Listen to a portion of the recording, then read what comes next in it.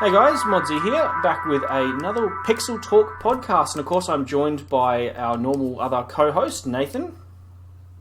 Hello. And also we are joined by a very special guest, Mike, all the way over from F2F Tech. How you doing, man? Good. Thanks for having me. No problem. Very quick intermission. Very sorry here, guys. I did a pretty crappy job of introducing Mike there. Unfortunately, we all had a very long week. The podcast had been delayed, and the poor other two guys there were actually at the end of a very, very long day, and we had a bit of a discussion before we even started filming. And I completely ballsed up the introduction that I was supposed to do for him. So now I'm going to try and attempt to rectify that. So Mike's channel is really, really awesome. It is based very heavily on video cards over the last sort of 10 to 12 so years. He is trying to get into a little bit more retro, older hardware as well. But his filming, his voiceover work, his channel is really awesome. It's one that Nathan and I have actually started watching even before we kind of started connecting with him as a fellow creator. And his channel is really cool. The link for that is in the description. You can also see it in the lower third if you can just type that into YouTube as well.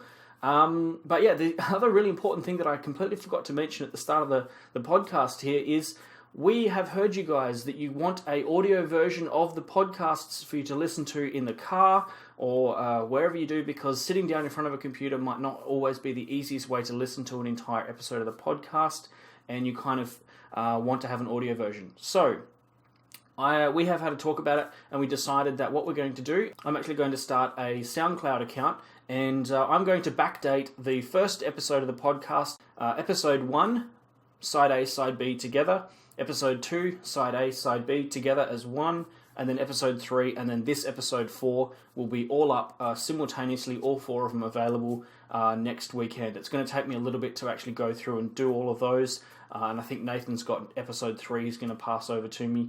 And that'll be available for you guys to get. The idea going forward that every other podcast from now on will have a simultaneous audio and video version release. So if you do just sit in front of a computer or whatever and you put this on in the background, you can do so. Or if you do just want to have an audio version, you can chuck that on and listen to it as well. Anyway, I've been talking for long enough. Let's jump back into the podcast. Sorry for the delay. So in this episode, episode 4 of the Pixel Talk podcast, we are going to be talking about all of our video cards and video card collections. We've got a series of questions based around some of our most desirable, some of our most biggest surprises, just a whole heap of questions, best deals, things like that. Just a whole heap of questions that we're going to talk to each other and talk to you guys about in terms of some of our cool pickups that we've got off of eBay and things like that. But before we get into the questions, I have to mention that we do, of course, have our new Pixel Talk podcast Discord server. So if you guys are interested in coming in and talking all about all things video cards, retro gaming, retro hardware, feel free to jump in. There's all of us in there, and of course some other YouTube creators that share their own content as well. We also sort of have a nice segregation of different topics and things like that we cover. And yeah, it's open to anyone to join. Just find the link in the description of this podcast video and just click on the link and you'll be jumping in. Just keep in mind that it is a safer work environment as well, so we try not to put anything too explicit on there at all. But the other thing I have to mention before we kick off into the rest of today's topics is actually what Nathan and I are planning to do for our next podcast. We're actually planning to do a very similar thing to a Reddit AMA. We actually have between us quite a few people every now and then in YouTube comments and things like that ask us questions, or they try to have some discussions in the podcast server about our collections and things like that. So what we thought we would do is open up an entire video to the onslaught of viewer questions. So what we would like you to do is in the description or in the comments section of this video, or if you would like to join our Discord server and leave a particular question, you can either message it directly to either Nathan if it's directed to him, or message it directly to me on the Discord server if you like. And we will take a collection of all of the best questions and then do a podcast about them, talk to you guys all about them. And yeah, now this isn't going to be completely limited to just the video cards and things like that. If you want to know anything more about us personally, of course there will be limits that we won't divulge everything about ourselves if we wish to keep some stuff private, but yeah, you have your option to ask us whatever you like. So yeah. My blood type is O positive. Just in case. just to get that one out of the way. Yeah. I know it's coming. Yeah, and of course the thumbs. Right. I want to see one. I want to see one question about Nathan's right-angled backwards thumbs. But anyway, okay. So this podcast. Hey, I ruled on the N64. All right, so Yes, they are handy for some. it's things, all yeah. thanks to these. So let's jump into what we're going to be talking about today. So it is it's all about the video cards. So I guess what I might do is, Nathan, do you want to actually take off the first question and just pick one off the list there? Don't really have to do them in order. You can sort of pick one that you might like to start us off with. Yeah. Well, let's see. Let's start with the biggest surprise, right? Okay. So I don't remember which episode of Pixel Box it was. Maybe 3, 4, I'm not sure. I did a giant box of what was basically listed as gold scrap. It was just a bunch of old computer parts and stuff. And all just completely random. And almost the entire episode was just me going through this box and finding, card after card, Ethernet controllers, sound cards, and all kinds of graphics cards, hard drive controllers, you name it. And there was a few surprises in there. One of which was not a good surprise, and that was that there was no packaging at all in this box whatsoever. Yes, I remember so that literally, everything was just like crammed in this cardboard box, just completely naked and exposed to everything. With no packing material, nothing. And so these cards had a hell of a journey, right? The fact that I got any working cards out of this thing was amazing, quite honestly. But I had seen in, the pile of cards and the pictures, there was a couple, highlights in there. And some of them that were in there, unfortunately, did not work. Like, the one I wanted the most at that time was a TNT2 Ultra. Yep. And it didn't work, and I've never been able to fix it. Yeah. And I knew that there was a Elsa card in there as well, which was either a GeForce 256 or the closely related Quadro SDR. Yep. And then I opened this box, and I'm going through it, and there were 2 of them. I'm like, what? Because I had only seen one in the photos, pictures. Yeah. So it was like, so that was a shock. And it also kind of doubled the odds that I would get a working one. And one did not work, and then one did work. So that actually helped me, I guess, went in my favor. Was the one that worked, was that it was actually a GeForce 256, or was it the Quadro? No, it was a Quadro SDR. Yeah. So I did eventually end up doing a resistor mod on it to turn it into a GeForce 256. Nice. But kind of an odd one, because on the Quadros, they put twice as much memory. Yeah. So you'll never actually ever find a GeForce 256 SDR with 64 megs of memory. But if you modify a Quadro card into a GeForce 256, then you would get that. And it's not exactly the same as having a retail card for that reason, but it was working, so I counted that as a pretty big success. I imagine as well that given how powerful the core on the 256 was, it could actually take advantage of the 64 meg of VRAM, I'm assuming. It is hampered by the fact that it's SDR memory, though. Okay. And this card is one that was very starved for bandwidth, because as soon as they released the one with DDR, the performance just went drastically up. Yep. Yeah. So I don't know that it would take advantage of that or not. I would need to have the 32 meg version of the same exact thing to be able to see. The 32 meg card I have is the DDR version, so obviously I can't really compare them. Yeah. So did it surprise you performance-wise, or I know that was kind of part of the question too, right? Yeah, it's either or. So I think the question is kind of whether it surprised you that it was working, surprised you that it it was potentially dead, and then you actually got it, or got it for a good price, or a card that fills the niche of fills the role of surprised you performance wise. It's either or. Okay. And in this case, it really was just the initial sighting of like having two of a card that I only thought there was one of, and just one would have been enough, in terms of rarity and being special. Yeah. They're definitely becoming a lot harder to find these days. It's taken me over a year to find a GeForce 256. So, yeah. Mike, what would sort of fill your role for that one? I mean, mine would probably be more performance. Yep. I guess oriented.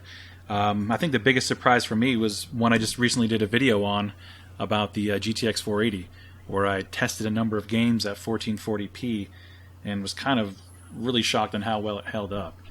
Specifically for GTA 5, if you remember, or if you don't, I tested it with high settings at 1440p, and like it was pretty good, over 30 FPS. So I mean, I know that was such a good architecture. Yeah, I mean, Fermi does well in GTA 5 specifically, but I was pretty surprised by performance in other games as well. And just to kind of piggyback that, I'd probably also say the 8800 GTX, which I also did a video on, did pretty well considering its age. And I know we're only testing DX9 and DX10 games, but I mean, considering how old that card is, 2006, right? So it's still not bad. And you look at the specs too, like 128 stream processors. What they called it back then, they called stream processors. Yeah. It's so antiquated nowadays. Like thousands of like CUDA cores these days, and I know I called it stream processors in the video, and someone gave me crap about not calling them CUDA cores. I'm like, man, they weren't called CUDA cores back then. They were called stream processors. And they weren't, and I'm kind of sticking to it. I'm like, know what? Let's just call both.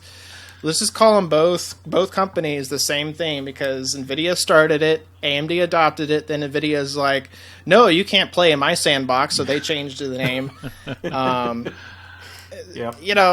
Just call them the same, because they do the same thing, and they're functionally equivalent. So. Correct. Yeah. So that would be my biggest surprise. So what about you, Aaron? Mine is actually the Asus Radeon HD 3870 that I picked up. Around that era when that card came out new, I was on the 8800 bandwagon, 8800 GTS bandwagon, 3870, baby. Yep. And I got mine in, and I gave it a test, and I thought, knowing that it was, because this was one of the generations where AMD had not gone for the flagship, faster single core, they were targeting the dual configuration or like more efficient smaller cores in multiple GPUs rather than the big flagship. And I tested this thing. I think I was having a conversation with Nathan the day that I was testing it, and not only did it outperform the 8800 GTS 640 meg that I had, but it did it by a measurable amount consistently across multiple games. And this was a card that was cheaper, noticeably cheaper than the 640 meg card that I've got when it was launched, and it kind of made me wonder or realize, okay, maybe when I'm buying modern day cards and I'm really weighing up my options between AMD and NVIDIA, maybe I can go for that cheaper option, because in the long run, if it has good driver support, maybe it has a better life, longer into the distance than what the NVIDIA cards, maybe have. That card was pumping out more FPS in Crisis than the 8800 was, and I was really surprised. It was quieter, cooler, and I'm hoping to pick up a second one at some point in the future to test Crossfire with it. So, were you using Vista for the OS? No, Windows XP. XP, okay. Yeah. Yep. Okay. Which related to that too, one of F2F's videos, the 2900 XT that he tested, he has the 1 gig card. Yep. You had actually tested GTA 5 on that one too, and it could actually play it. Yeah, it could. Not better than the 8800 GTX or GT, but it still surprisingly held its own. And keep in mind, that was under Windows 10, which is just terrible for Terascale cards. I will be retesting this under Windows 7. So to give these guys, or this card specifically, a fighting chance. So we'll see how well Terrascale ages with a proper OS. Is that one of the review samples, or is that a retail version? No, this is a retail. Yeah, this is when I bought this, the 1 gigabyte card. I actually bought it. I bought 4 of them at the same time. So this is I bought 4 of these for $60. What? Wow. Yeah, and 2 of them did not work, and one of them died, as I stated, or in the comment section of my video. This is the only working one that I have. I'm trying to see if I can maybe potentially revive the dead one, but they came in extremely good shape. I almost feel like they were used in a production environment because they had weird types of power adapter type of connectors for the PEG connectors. It was really weird. I might still have one around here somewhere, but I'm thinking it was used for something production wise. Yeah. Does it look like an OEM one? Like, does it have any kind of like board partner labeling or anything on it, or is it just say ATI Radeon HD 2900? Yeah, it's just ATI Radeon. Yeah, it's there's no Sapphire, there's no HIS. It's an AMD. And a lot of times on the OEM cards, like if you look on the stickers in the back, it will just be product numbers. Yeah. Like it won't have like the actual name of the card. Yeah. This one does have the name of the card, which you probably won't be able to see in the webcam, but hold it down a bit. Well, I'm viewing the other webcam just so you can see it in post. Yeah, you can't see right, it here. Okay. Right, yeah, okay, that makes sense. Sorry. I forgot you're using 2 cameras there for a minute. I'm using 2 cameras. It's out of shot. It's like you're doing this, and I was like, no, we can't give away our movie secrets. Yeah. Right, so I'll pick a next question here that we're going to talk about, and I might go with... I'm going to go with this one. Okay, so I'm going to say the card that you looked at when you were looking at buying an older card, and the card that you chose to start your video card collecting.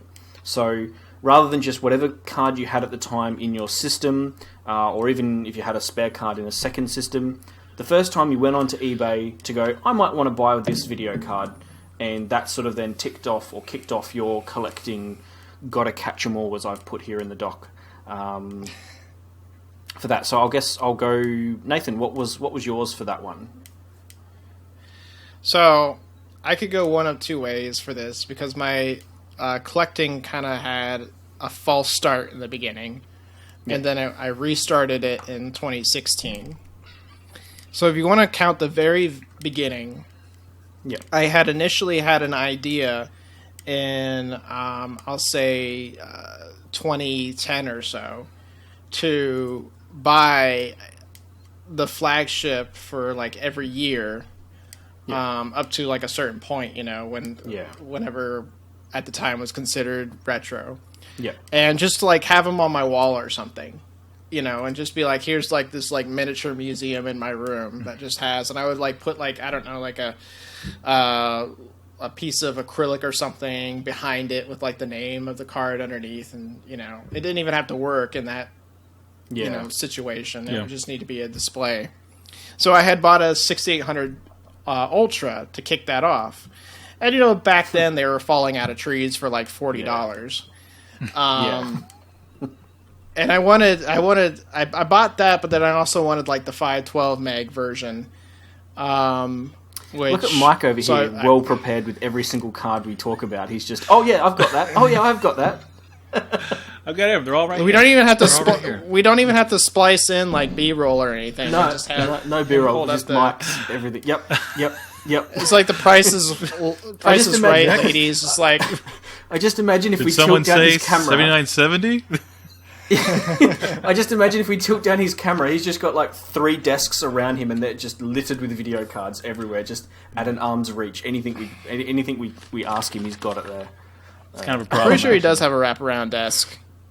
Yeah. Now, if you want to talk about when I restarted collecting, though, and it was more in service of, actually doing something with the cards, it was the Radeon 7500, because that was also the first graphics card that I ever actually played games on. Yep. I repurchased it, which actually it's kind of surprising, because I think it only cost me like $20 or so for like a the retail box, and it had like everything in it. And I've noticed it's gone up in price for some reason. I have no idea why, but so has everything else. So, it's not nearly as easy to find. But, everything in 2016, which is not that long ago, was a lot cheaper. Yeah, but when I started doing that... Prices have just, they've climbed up a vertical ladder in the last 2 years. It's very crazy. quickly. Yeah. Very quickly. Your FX 5800 video had nothing to do with that. Nothing to do with it. It honestly didn't. No, I mean, prices of those cards were... That video came up on YouTube, and all of a sudden, FX 5800 Ultra is on eBay, 200 and up, 400 and up. Yep. What was that last one sold for? $1,200 or something? There was there was one that was over $2,000. That's crazy, man. Yeah, in fact, the same seller that sold two of them for the highest price, I think he sold one of them for like $1,800 and the other one for like $2,400. Wow. I'm just like, that guy's like rolling in money right now from just two old video cards. From my perspective, I wouldn't even want to spend $500 on that card because it's just as bad as the 2900 XT 1 gigabyte. Like they are super fragile cards. It could work and then it could suddenly not work, and then it could go through shipping and not survive shipping. So it's like there's just no way I would spend, and then to think thousands of dollars is just completely unfathomable. I was hoping to get one at some point, but I don't really see it in my future anytime soon. Yeah, I'm not unless it comes for like buy it now for like really cheap. But I think people are starting to wise up. Or if I just hang out near my local recycling center and just kind of wait for people to show up, and maybe yeah, I mean, that's probably the only you actually got lucky with yours too, Nathan. I think yours landed right in the middle of when there was a few coming on eBay for like a couple of $100, and yours was listed for like $99 US and like buy now rather than bid only. Yeah. Yeah.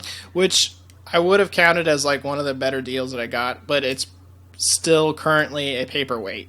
Yeah. So I mean, it's pretty expensive for a hunk of metal and plastic, unless I can get it working someday, which I have no guarantees of. So, it's a good deal in the sense that there are actually people now that would probably spend hundreds of dollars on a broken 5800 Ultra with the way the prices have been going. Yeah. And if I can't fix it, then that might be the future of that card, honestly. If I do everything I want to do with it and film all the stuff I want to do with it, but I just didn't. It was really exciting at the time, but the way it turned out, it wasn't really that great a deal. Yeah, still a cool card. I guess we should. I was just looking. We don't have a question as like the most disappointed. Maybe we should have had a question the most disappointed. Well, you could go most regretful. Might cover that. Oh yeah, actually, no, you're right. I forgot about that one. Yeah. What's interesting is you picked the 6800 Ultra when you mentioned you first started collecting the first time. I also have the 6800 Ultra on my list as the card that inspired me, but I've got the AGP 6800 Ultra Extreme that I managed to find. I was looking at building just a single retro system, 2004/2003 retro PC. I wasn't looking at collecting, wasn't looking at buying any other cards. I just wanted a 6800 Ultra AGP card, and I found that for a really good price on eBay. And I was just looking, and I thought, okay, hang on a minute. If these cards are all $30, $40, maybe $50 for some of these high-end cards, maybe I might want to get a few more of them. And that's kind of how it all started in sort of 2016. So, 6800. Yeah, it's kind of amazing because everything was so cheap. Yep. It's like, here's something that's really fun to collect. It's really, there's so much historical value and information to delve into. It was kind of like, in a way, it was like the gold rush early on, just so many options and so little competition to get it, Yep. I remember at the time I was also looking, I think the very next card that I looked for that I wanted to get was a GeForce 3 Ti 500. Mm-hmm. And there was like 3 on eBay in America alone. And they were listed for, I think one was like 55, one was 79, and one was like 110. I think the 110 one was a Hercules the blue PCB Hercules 3D Profit one. So probably the more desirable collectible one rather than like just the reference one. And I turned them all down thinking, hell, I'm not paying that much for a card. And oh boy, am I regretting that right now, because those things sell for like hundreds and hundreds of dollars, even just the reference model ones. So it was like that for a lot of cards. eBay was just flooded with multiple options, and you didn't have to pay top dollar for the very next card that was listed because it was the only one there. You had options. But I think I feel lucky because the 6800 Ultra that I've got is the EVGA Extreme version, I think it is. So it's got the 450 megahertz clock speed on it. I love that card. And that card is awesome. I don't think I've seen one that's been listed as an Extreme. There might have been like a incorrect listing if it was an Extreme, just listed as an Ultra. But I think the really big deal with that card too is that it has better memory than the regular one. Like it's clocked at like 1200 megahertz. Yeah. It's really nice actually. Compared to the two 512 meg ones that I've got that are clocked at like 400 megahertz and then 1100 megahertz on the RAM. There's a big difference, and the AGP one actually beats the PCI Express ones, the 512 meg ones, like just one-on-one under Windows XP. So, kind of interesting. Nice. But yeah, Mike, what would be your card that sort of kicked off your collecting career? Well, actually, my story is a lot like Nathan's. Actually, I started collecting about 8 years ago. I had probably about 10 cards, and there's a guy on Anantech forums goes by the name of Lava Headache, and he has one of the most extensive collections that I've seen on forums. And he kind of got me interested in collecting again. And so I think it was last year, a buddy of mine had my 4890, ATI 4890, and I asked for it back just out of curiosity, kind of just do a brief little benchmark session with it, see how it performed, etc. I really want to see how it performed in Overwatch, realistically. Yeah. And then I grabbed it and started playing with it, and I'm thinking, you know what, I have like 8 cards already. I was like, let me just continue doing this. I'm going to buy some cards, start collecting, and then just share my results on YouTube. I used to share a lot of my benchmark results on the Anantech forums, and just would write up an article or whatever, show my findings. I would do some random benchmarking, etc. But I was like, well, let me try another outlet, and that's kind of how YouTube came to be.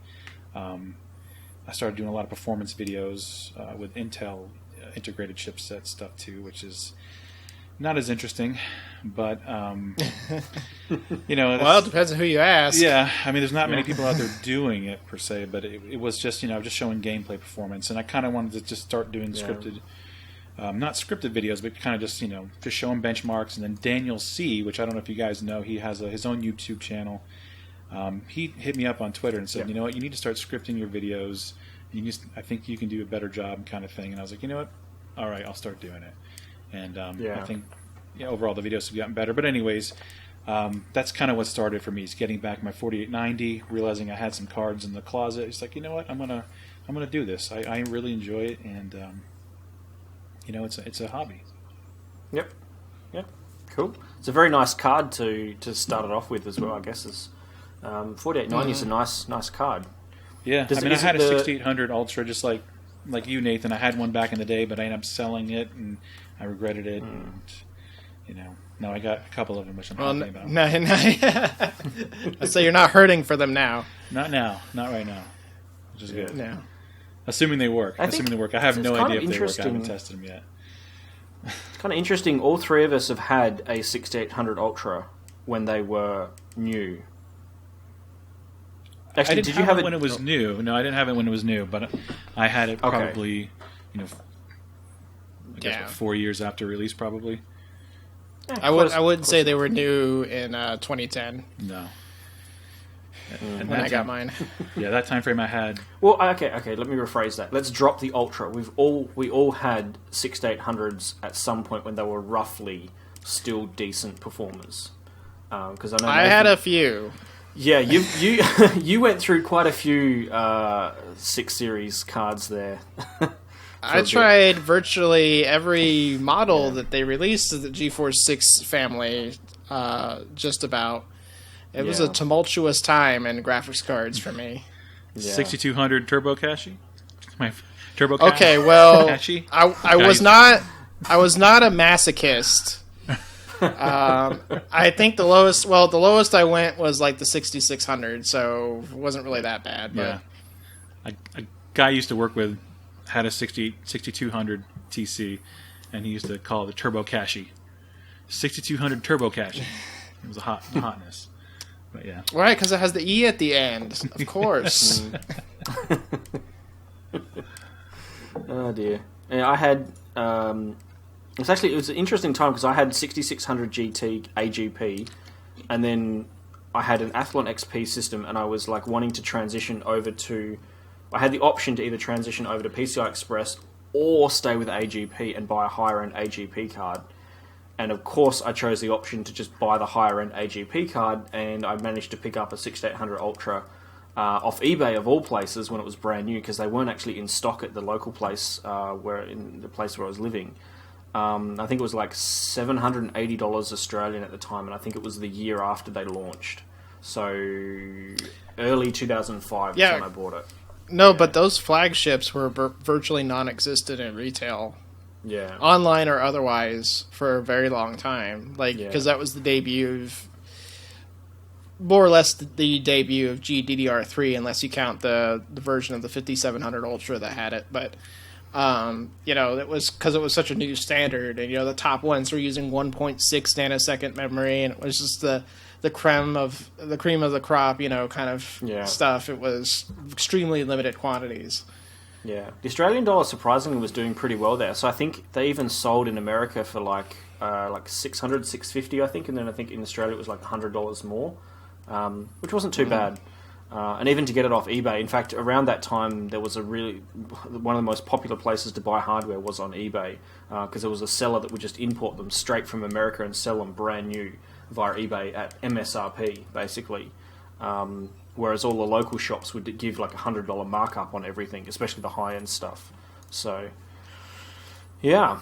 All right, Mike, if you've got the list of questions in front of you, feel free to pick one, and I should be marking off what we have actually done here so we don't redo by accident ones that we've already done. Oh, we haven't. I don't have the list of questions, I just have my answers. But, okay, well, okay. Yeah, either or. If you want to read off, it's fine. You can read off the question, and I can go first, or you can go first. It's up to you. Sure. Okay, well, let's just go with most desirable. So this is either one that you've managed to find that was one of the most desirable, like, holy grail cards that you wanted in your collection, or there's one that, let's say, you really want to collect that you just haven't managed to find just yet. Yeah. Okay. Yeah. I guess I'll take that. Yeah, I'll take that one first. This one's kind of random. You guys probably won't even ask why, but there's a reason behind it, and that's that card is actually the Asus 9800 GT Ultimate, which I don't know if you're familiar with that card. No. It was basically not at all. It's basically a 9800 GTX in sheep's clothing, right? Really, just it had a full fat 128 stream processors. 750 megahertz, I believe, on the core clock versus 600 on the 9800 GT. It has like the shroud is very reminiscent of like an 8800 GTS 512, and it has like this girl on the front of it, like some pink flowers and things like that. And it's kind of a rare card. Yes. It's kind of a rare card. I guess the reason why I want it so badly is because my best friend, he actually died 2 years ago. And that was the card that we kind of selected, and he was asking my opinion on what card to buy at the time frame, which was obviously back in 2008 or 9 is when it was released, I think. And that was his favorite card, basically, and so I kind of want to get it back just to kind of have something to remember him by, in a sense. So. Has kind of a sentimental value. I hope you get it. So I've been looking constantly for it, but I haven't found one. I know someone that has one, but it's not likely that he'll sell it. But yeah. That's really, it's kind of random. You know, most people probably say they want, you know, some really old card or something, that prototype, but that's honestly the only card that I really want to add truly to my collection at this point. No, that's cool though. Yeah. That gives it that extra layer of meaning. I just want something that's like high performance or kind of rare, Yeah. which doesn't seem as meaningful now. I think that also... It's funny too because Go ahead. I was gonna say it's funny too that the specs of that card, because I looked it up real quick. Yeah, I did. It kind of looks like more like a 9800 GTX Plus. Yeah. Or even a GTS 250 when they got renamed. Yeah. Because it's got like the maximum clock speeds that the G92 ever came with. Yeah, and the cooler is actually very reminiscent of. Well, I can show you on this one here, but this is the same style here. It's an 8800 GTS 512. It's pretty similar to this. It's not that far off, I believe. Or at least it's pretty close, I believe. It's realistically the same card, right? It's I think the one that I'm looking at has it has the 512 meg 8800 GTS or GT cooler on. I don't know which one it was specifically, but has the nice Asus sticker on the fan hub, and then there's if you put the card long ways, you can see there's like a really nice, I don't know, like RPG looking female character on there, and then there's like a nice sky blue decal cover behind it. Looks really nice, actually. Yeah, and I think they are pretty rare. Actually, they're not that common. I don't know how many were made, obviously, but you don't see many of them around anymore. So, anyways, so that's the reason why I want it in the card I want, obviously. So, do you want to go next, Nathan? Yeah. So, currently my most desired, it was the E5800 Ultra. If I could ever get a working one, then hey. Knocking that off the list for now. Right now, it's the GeForce 256 DDR 64 MB. Yeah. And I almost put this on because we have another question about one that's that slipped us by. This could have gone on that list because there was one that was mislabeled as having 32 megs. And it wasn't labeled as GeForce 256 either. It was like just GeForce 32 meg, blah, blah, blah. And to look at it, it almost just looks like the very first one. It has, the same style chips as the SDR card. Yep. And it has a bunch of them. So at first glance, it looks like just the SDR 32 meg card. But I wasn't looking closely enough because this one had DVI output. It was a Vision Tech one, and it was $30. Oh. And it was $30, and I know who ended up buying it because it was somebody on Vogan's. Yep.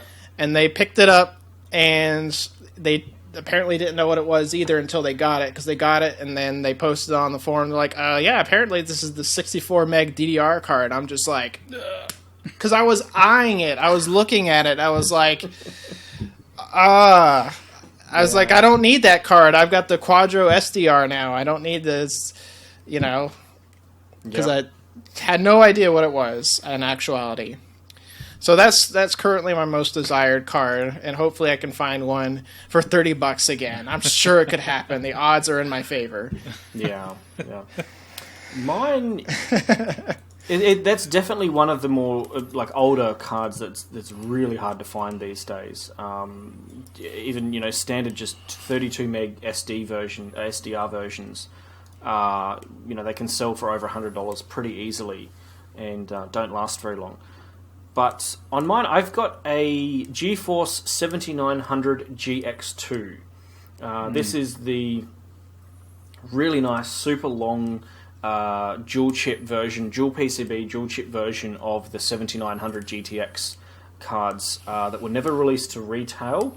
They were only ever released to Dell and Alienware to put in OEM system builders. I know Alienware had a dedicated, their highest end flagship Alienware at the time had a pair of them, so 4-way SLI. Nice. And I believe there were some other system integrators that used them as well. that card has always been at the top of my holy grail list. At least it's kind of wavered a little bit depending on what year and when it is, because I have seen a few of them around that's kind of made me think, oh, then maybe not quite as rare as what I originally thought. But it's actually more common. A lot of people who have this card in their collections, they actually have the Quadro version of the card, which is the Quadro 4500 X2, which actually can have... There's two models of that, as I found out very recently. There's a 1 gig model and a 2 gig model. And the 2 gig model is incredibly rare. There was never a GeForce variant of that. And the 2 gig one was something like $5,999 US when it was launched. It was ridiculously expensive. Oh. And I don't know anyone who actually owns that in a collection today. I've asked the few people that I do know that have got the Quadro variant. I've asked which one they've got, and they've all got the 1 gig model. But the Quadro one sells for... It can sell up to $1,000 on eBay, but I missed out on one about 3 months ago that was on eBay for $100, and I kind of wish I'd picked it up, because that kind of price is pretty rare to find these days. It might seem like quite a bit for that old card, but it is a really nice card to have for a collection. But the GeForce equivalent is like the one that I would love to get my hands on. I've never seen an actual GeForce equivalent on eBay at all, ever. I've only ever seen the Quadro variant on eBay. So I don't know if I'll ever own one of those, but yeah.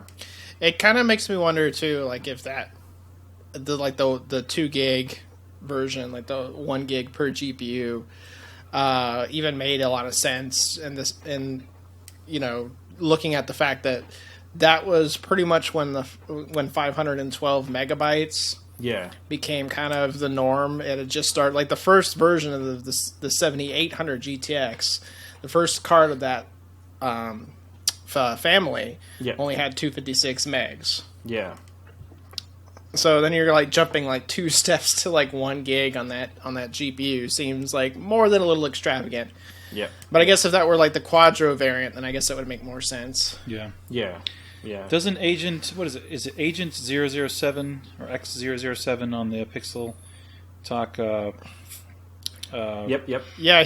Doesn't he have a 7900 GX too? It's not. I don't think it's I think that he variant. does. But I think he's got. I one. think he's one of the guys that I know that's got one. There's a couple of guys on the Facebook Retro Machines group that's got the one as well. There's the only one. In fact, I lie. The only one that I've seen. If you're looking right now on eBay for one of those cards, and you want to see what the GeForce version looks like, there's a guy in Italy at the moment that has a listing for about $6,000 Australian. I think it's about 4,000 something US dollars, and he has an entire collection of video cards, and he has a GeForce version of the 7900 GX2 in that collection. No one's ever going to pay the asking price for all the cards that he's selling, because it's a little bit ludicrous. But he has a proper GeForce one. Yeah. And I know that there's just as kind of a shout out to a channel that we've been following on the Discord server for a while. It's called simply Retro Hardware. Yep. 2 words. And it's like this. I think he's Russian, and he has this insane collection, and he has the 7900 GX2. Yep. Yeah. That's right. He's got an awesome collection. You should definitely check him out. If no one has checked him out yet, definitely check out his channel. Yeah. He's starting to. Absolutely. I think he's starting to do more and more YouTube stuff as well, sharing some of his collection and stuff, which is good. The GeForce version, I think around 2012, between 2012 and 2010, when I first got into eBay, I, for the random fun of it, like typed in some of the cards that I might like to own one day, and there was a couple of GeForce ones on there at the time, but I mean they were still selling for like $500-$600, so. They weren't ever obtainable even for that kind of money, just as a collector's item. So, yeah. Cool. Nathan, you want to pick another question? All right. So let's talk about the one that got away. Oh yes. Because I alluded to one that almost made the list, but it doesn't quite get there because this next one. I was like punching myself in the stomach over this. Thing just fell. a $45 5800 Ultra. Yeesh. And listed as untested. So, Yeah. it could have not worked, but $45 for any 5800 Ultra in any condition. And this was before I had mine. So this was like, oh my gosh, if I had just seen this, literally, if I had seen it an hour or so before, I could have possibly have bought it. But it was, that was like one of the ones where it was like, because at the time, they were still going for like $400. Gotta love those sort of options. Yeah, and so it was buy it now. And honestly, that's really the only way you can get a good deal is if it's buy it now at a low price, or you can get a good deal if it's bid, but if it's like really, really poorly labeled. Yeah. Not the 5800 Ultra, but any card that's like sought after. Yeah, there's a lot of cluey people on eBay these days that are going to a lot of extensive searches to find cards that have been mislabeled and stuff. So finding something like that rare, mislabeled these days, and actually getting it for a good price is almost just never happens. Yeah. Mike, do you have an auction or a card that you might have had in mind that has slipped your mind or slipped your fingers? I'm trying to think of one, and I can't really think of anything off the top of my head, honestly. There's probably been some instances, here locally on Craigslist or something that, maybe I think there was a 5970 for $40 or something that I missed out on. But honestly, nothing of real importance. I was able to get one regardless.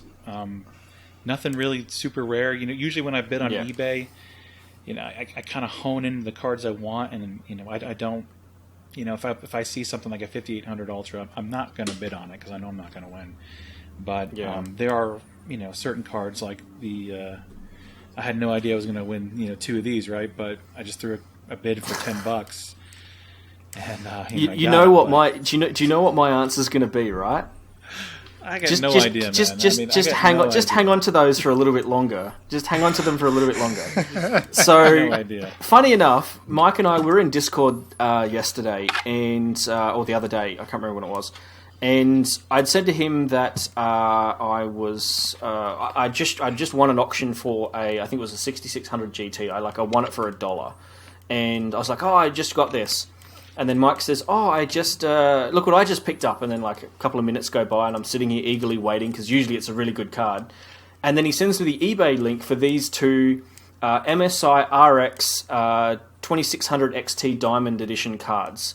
And I instantly was like, no, I know. I was watching the listing and everything, and I was busy during the day and forgot to bid on them. And how much did you win those cards for? I think it was like $9.85, and then there was maybe $10 in shipping or something. Yes, so it was like 12. It was like $12 Australian that he won them for, and I was like, no. But I have to ask, you had 3 bids on them. Did you do like an initial bid when it was like listed really low, and then you did another bid and then another one? I noticed. I was out of town on that Saturday, and. I bid on it a couple of days there before, and I was like, you know what, I'm going to increase my bid to I think it was like $10.99 or something like that. And I was like, just to be on the safe side, see if I win. If I don't win it, no big deal, whatever. And and then I got a message when I was out of town on my phone. It's like, oh, you won. And I was like, woohoo! Yeah. And I was like so excited to show you guys in the Discord server, and then you said no, and I was like, uh-oh. Yeah, it had to happen eventually. We're all hunting for these things. Yeah. What's interesting is they're not actually that good. Those cards, like performance-wise, they're actually not that great. But I've been looking for one of them because they're one of the few cards from that era that had really good dual slot blower coolers on them.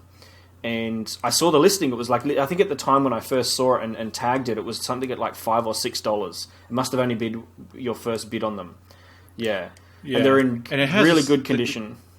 You can see the blower cooler doesn't come all the way to the end of the bracket either. It kind of stops. You can't. And maybe you can see it, Nathan, on your end. See how, and that's not uncommon. There are a lot of cards like that, obviously. But then you compare it to, a 3870 with a blower cooler from Diamond. It goes all the way. Yeah, pretty close to it in the end here, but you just need some tape. Put that around there. Yeah, Linus Tech Tip style, right? So that's the one that I just wanted to bring up because it was kind of funny that it was just you and I. There was no other bidder on the auction at all. It was just you, and I had it sitting there, and I didn't do a safety bid like I normally do. I normally put in just a lowball safety bid and don't care if it gets outbid, just so that I can have the notifications on my phone because I've got a lot of stuff on my watch list. So I was out and I was busy, and I just totally forgot about it, and I got the notification that it's sold. And I was like, oh, damn, that's a shame. Okay, well, it's only $12. That's not too bad. And I think there's another one on eBay at the moment that I was looking at as well. It's like $30 though, or something. I think it is. Yeah. I sent an offer through to that guy for like 25, and he didn't accept it. So I'm like, nah, okay, not too worried. Like, it's not really it's not that important to me. But the one that I have to put on here that is the one that really got away from me is an ATI Rage Fury Max with a buyout now price of $9. What? In 2016, in December 2016, I was looking at potentially getting doing a collection of dual chip cards, and there was a Rage Fury Max. That's Australian, by the way, so it was actually probably like $5 or $6 US. It was a blurry picture, didn't have much details about it, and it was untested, so the guy didn't even know if it worked or not. It looked pretty crappy, pretty dusty, and when I messaged the guy and said, look, I'm very interested in this, he sent me another better picture of it, and it looked like it had a few marks and scratches, and he said it potentially could have had some missing components on it as well. But for $9, you're going to take the risk, even if it's just something you might be able to repair. But I forgot about it, and I was busy off doing something for like a week or so, and I totally forgot about it, and it was sold by the time I went back and checked on it. So kicking myself for that, because I think they sell for around like $80 to $100, if not a bit more these days. So yeah. All right, guys. So the next question we're going to pick up on is the card. This one kind of covers a few bases, and that is the card that arrived to you in your collection in the worst condition or the most broken condition that you have managed to either successfully repair or clean and get working again for most of the time. If it's since died since you had it working, that's still acceptable. But anything that comes that just turned up in either really dirty condition or broken condition, and you've managed to fix the capacitor on it or something like that, whatever card fits that bill, I guess, in a way. Mike, do you have one that you've had turn up that's been broken at all, or even just dirty, like really dirty, that you've had to clean up?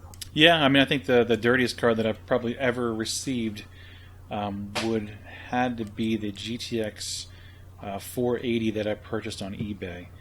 I think in that video I tear it down, and so I think I show you how dirty it really is, and the thermal pads look like crap, and honestly, it just looked terrible. So yeah, that was probably the dirtiest card that I cleaned up, or that I received and cleaned up. And obviously, I got it working just fine for the video, and turned out pretty decent. Other than that, I have received that. I just got a 3870 X2 from eBay, and it didn't have the rear back plate / bracket, kind of like what you see here on the 2900 XT. And yeah, I didn't have that, so basically the card, the memory portion of the cooler, the cooler also touches the GPU, but the memory was you could actually wiggle the cooler, and there's basically no contact on the memory whatsoever. So when I put the card in to test it, obviously the screen was artifacting in a way that usually signifies the memory being defective, and so I returned it. Did not work. So damn. But yeah, that's pretty much it. No real drama as far as other than that. Realistically, I've been pretty lucky, honestly. Yeah. Nathan, have you had any experience with pretty dirty? I've had a or lot of dead turn cards. up? I have not actually successfully repaired any of the ones that I got in the mail. I had one that I got from a friend of mine. It was a FX 5500 PCI that had like an exploded cap. Like it wasn't just leaky. Like the pop had like split open, and you could just look inside of it. So that was a pretty easy fix because you could just literally, oh, there's the problem. Yeah. The dirtiest card I've gotten was probably a 7800 GTX, the 256 meg version. Now, I got a pretty good deal on it because it had been like $24, and then the seller put like a half off sale on his store. So I got that card for $12. But I get that thing in the mail, and the fan has a beard. Not bad. The plastic that goes over the fins for the heatsink had like this. Is this single, the dual? Is this the dual slot one with the fan in the middle, or the single slot? Okay, single slot. So it has like this clear plastic cover that goes over, and it has like a little design printed on it. That was covered in this blackish dust that kind of looked almost like it was kind of greasy, filmy. So I had to take that whole thing apart. I had to like scrub that piece of plastic, scrub the fins, scrub the fan. Like I took a Q-tip and went in between every fin, which on a blower is a lot of fins, and just like cleaned it out really super thoroughly. Yeah. I don't know that I even tested it when it was like super dirty. Like I just went straight to cleaning it because it was just horrendous. But it definitely worked afterwards. Yeah. Cool. No, that's good. So I've actually got the one that I think at the moment I've kind of got one that I'm in the works of actually fixing up and cleaning at the moment, and I'm hoping it's going to work. But I'll mention that one in a minute. But you mentioned it was the one that you're talking about is the 7800 GTX 256 meg single slot. My other one that's turned up in the worst shape, the dirtiest condition, is actually the 512 meg 7800 GTX. That has a nice flame decal that's on it. Yeah. That thing, I think, was living outside for a period of time, or in someone's garage that was open to the weather. It smelt like gum trees, and for those of you over in America, a gum tree here in Australia is our national tree almost, but it has a very distinctively like sappy smell to it, and it's a very distinctive smell, and it gets onto everything. So that sap and that smell, once you get it into something like clothing, it hangs around for a bit. And that card reeked of it. Like I kind of associate sap as being kind of a pleasant smell, almost like a kind of a earthy, sweet smell. Yeah, I think naturally gum trees have it is a nice smell, but when you're smelling it on electronics and it smells also like a the dumpster element, that's not a good smell. It's not a good smell. So in other words, you wouldn't hang it off of your mirror in your car bad. anytime soon. No, definitely won't be doing that. But it was so bad that the fans that are on those, the one I'm talking about too is the one that has a flame cooler. It has the central 92mm fan, and the air blows out both sides of the card. The bracket that actually has the fan hub mounted to it that mounts onto the heatsink is made out of untreated, like very thin steel and cheap steel, and it was rusted.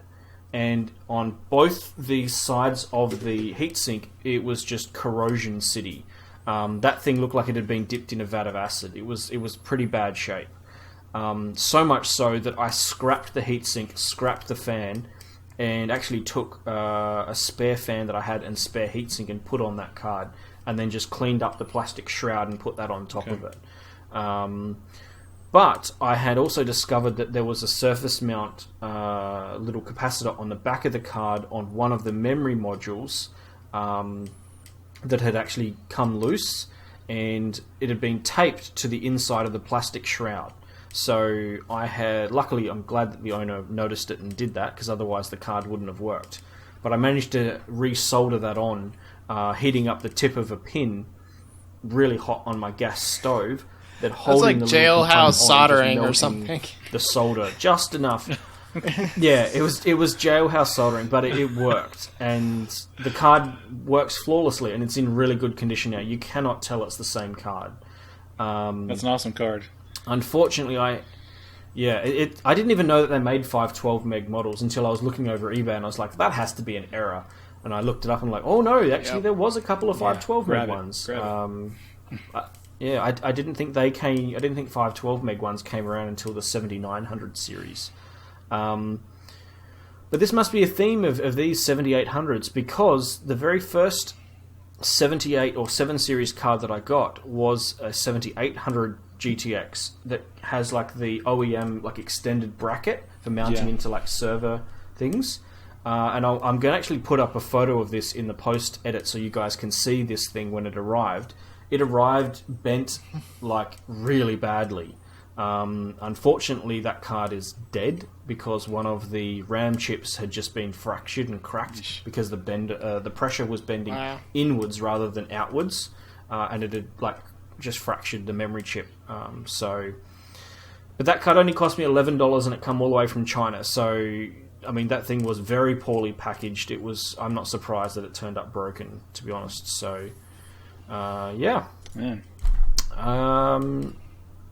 Nathan, do you want to read off one of the other questions we've got left? All right. Well, let's go with the confession one. The most we've paid for a retro card. So, mine's not going to be super impressive. The most I paid was, with shipping, it was $109 for the 5800 Ultra. And it's actually not even like the most by far. I bought another one that's really close to it, but I'm going to mention that for one of the last questions that we have. But even that, like, you're talking about, just over $100 is, for a lot of people, that's like insane to pay, because I get like comments sometimes in my own videos like, why are you even after these cards in the first place? So the thought that you could pay like a triple-digit number for a graphics card that's not even able to play any modern games can be ill-conceivable to some. But I've never actually gone beyond that point. It's always been about $100 or so. I think that limit has definitely been up. That would have been a high ceiling limit in years gone by, but these days finding some of the more rarer, obscure cards for that. For a lot of stuff. I would say actually days, in terms of from our perspective, I've actually been very fortunate that that's the most I've had to pay. Yeah. I think you and I roughly we look at cards very similar in terms of what we will be willing to pay for them, and unfortunately, I think we've both had to shift our expectations for some of the more rarer cards that we're still yet to collect as well, because they seem to be just except for the 8800 Ultra, which seems to have landed quite a few of them on eBay recently. The prices of some of the cards that we've yet to collect seem to be going through the roof when they do hit eBay. Mike, what do you... this also takes into account if you bought a bundle of video cards, I guess, as well. So the most, I guess, you paid for cards specifically for the collection as well. So if you've spent a couple of hundred but got a lot of cards, then that kind of counts as well. Honestly, I might save that for the best deal question, maybe, if that's part of that, or that's probably more tailored towards that. Yeah, that works. Retro cards, probably if you want to call it retro, would be the HD 5870 Matrix Platinum Edition. And then I paid the same amount for a GTX 590 Classified. So I paid $110. It's not bad. Each. Not bad. So the 5870 Platinum card is kind of rare, I think. It's on Tech Power Up's forum post as being rare, at least, right? So that counts for something, doesn't it? Yeah, because generally, because that was one of the 2 gig. It is. Ones, yeah, I think they. Because generally they would reserve the 2 gigabytes for the Eyefinity edition. Correct. So it was really only just a few and this one had a board partners that made one. Correct. And it had I think it was a core clock of 894 megahertz versus the 850. So it was a little bit of an overclock, and it has LED lights, and it's a good looking card. It actually, considering the time frame it came out, it's pretty forward thinking when you're looking at cards today. But yeah, so that was the price. It was kind of, I saw it on eBay. I was like, I gotta have it. I was like, I have to have that card. I've been wanting to do a 5870 versus GTX 480 and kind of a newer titles type video, in which my 480 is kind of dead. So I might have to get another one of those at some point. But damn. Yeah. So $110 is the max that I've spent on a retro card. So you got me beat by $1. $1, man. $1. How about you, Aaron? I typically have a price ceiling of about $100 Australian, between $100 to $150, not including shipping, because unfortunately I have to. Being down here in Australia, I'm forced to pay quite a bit extra for shipping than if I was in either Europe or US.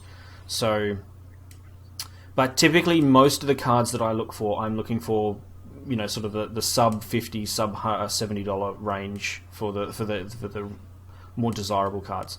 But when I found the Asus V8460 Ultra Deluxe, which is the TI 4600, the flagship TI 4600 from Asus, in Europe, it was on the UK.co.uk eBay site.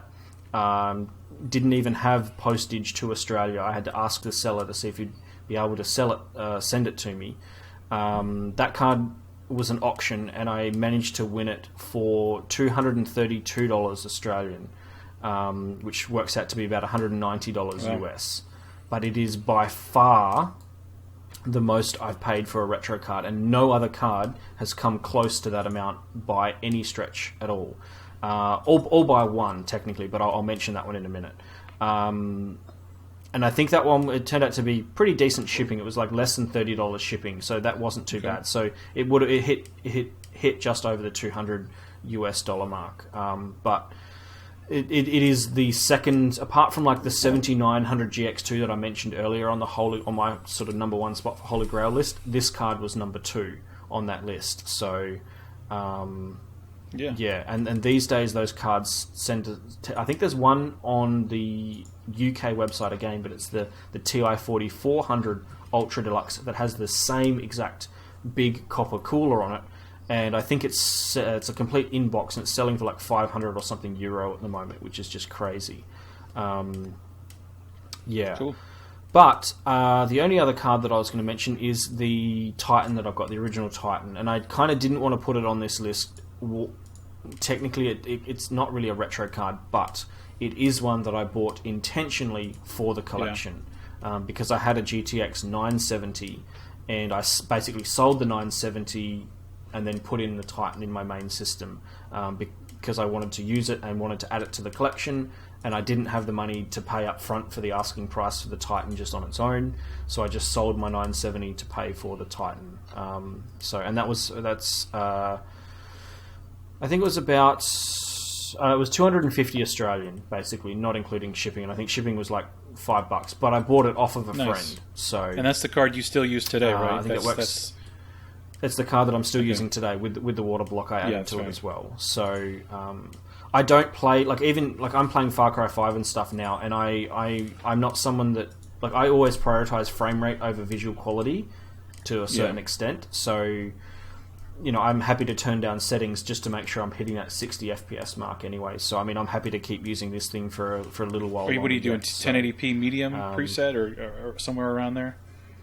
No, it's actually it's 1080p still, but it is a mixture of high and low. So some stuff I just turn off completely because I don't like motion blur. I don't like a lot of like the post-production effects, sort of post-processing effects.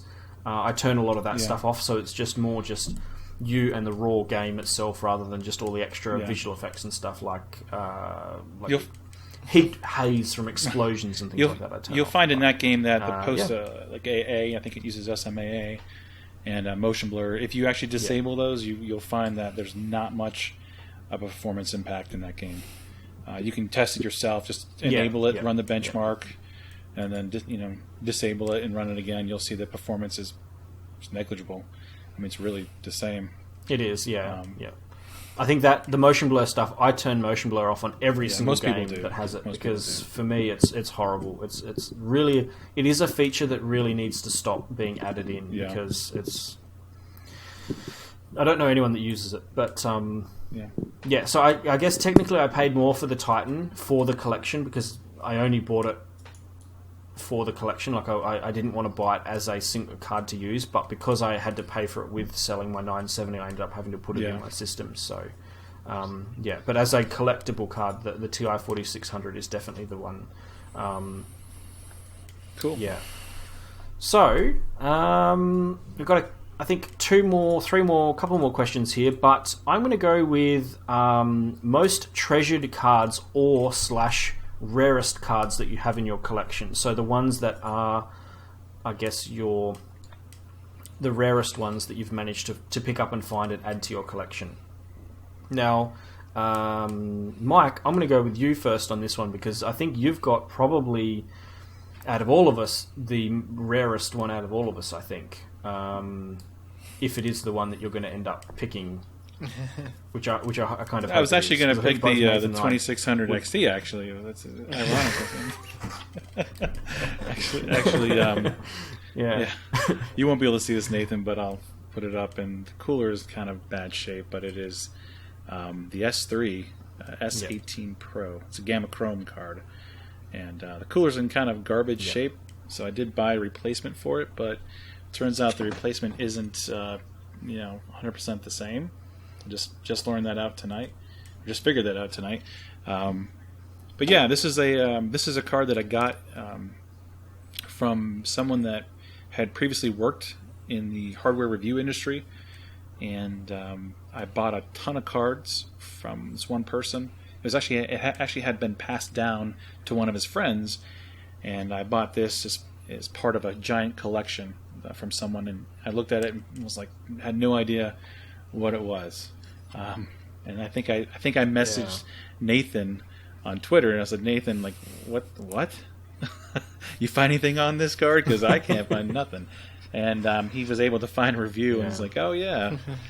And then I think I messaged you, Aaron, too. And you're like, what? And so it was kind of one of those things where like no one's really kind of seen one to an extent, but that's kind of the rarest card that I knew have. that I knew that they had existed because there was an article of those cards in the local Atomic magazine here in Australia, but I have never seen one in the wild, and I don't know any other collector that actually owns one. So I think you've hit two birds with one stone here, because not only is it just a rare card, you've got a review sample of the card, which is even rarer on top of that. I'm trying to get close enough to the camera so you can see it actually says... It says preview sample Gamma Chrome S18 Pro, but it's hard to pick up. It really is one of those cards where it's just kind of hard to even ascertain how rare it truly is, because, in talking to people about it, we're not even really certain what the retail presence of that card was. Like, the S18 Pro was, as far as we know, the only one that made it out for sale in any capacity, even if it was only for a limited time or only through limited number of channels or whatever. They had actually intended to release, what was it, an S19 Pro or something like that, which was going to be like a higher clocked version and never even made it out. So it makes me think. Actually, there were 3 versions within the S18 family. There was the Nitro, I believe, was one. I think one of the faster cards. And I think there's one above that. And I think the real main difference was just frequency, right? Everything else was the same, but frequency was different on the RAM. Which, considering so many of the variants were apparently canceled, it kind of makes you wonder, well, was that card like they just kind of release a few of them and then just call it quits, or like, it's so rare that we actually don't know what it's worth. We have no idea. There's no point of reference at all. Yeah. It's never sold online in, recent times. I did. There was a commenter on my latest unboxing type video that I showed it more or less, and he said he remembered when the card was released. He lives in Europe, I believe, and he tried buying it from the manufacturer S3's website at the time. They had a store. And he was trying to buy it from the store and never had success in doing so. So S3 did have their store. These cards were put on their store at some point in time. I don't know if they ever made it to Newegg or an online reseller like them. So yeah, I mean, like you said, we don't really know much about the card. We have some press release stuff. We have a couple reviews out there, 1 or 2 maybe, and that's it. I mean, there's not much. Like, there's really I've been searching eBay to find something, anything. All we found is those coolers. And even on just to find the random coolers. Which are like new old stock. And they're not even, they are, and they're not even the same. Well, at least not the same as this preview sample. They may be, this is maybe what was intended on the original release. But yeah. I don't know. It's like they made a bunch of the coolers and they just didn't manufacture the card in any meaningful capacity. So they, there's this box of like coolers that, well, if you want them, here they are, Gary I guess. Some guy, Gary, bought them and was like, "Hey, man, I can resell these for $10." Right? And it's like you're probably like one of the few people on the planet. I know. I'm like, hey, I'm like the only guy. Do you know what would be interesting? Do you know what Mike? Do you know what I'd do? I'd message the seller and ask him just how many of those coolers he has sold. Yeah, because that might give you an idea to see if he's had any interest of them, or whether you've been the only one that's bought one in recent times. Because I don't think there'd be anyone else on eBay selling those coolers, and we don't know how many people might have actually ended up buying them. Maybe you could modify them to work on like a Raspberry Pi or something, and maybe there's another use or something for them, or could figure out another use for them. But yeah, I can certainly message him and ask him. He's probably I don't know. We'll see. Yeah, that's a good idea though. Good idea. So,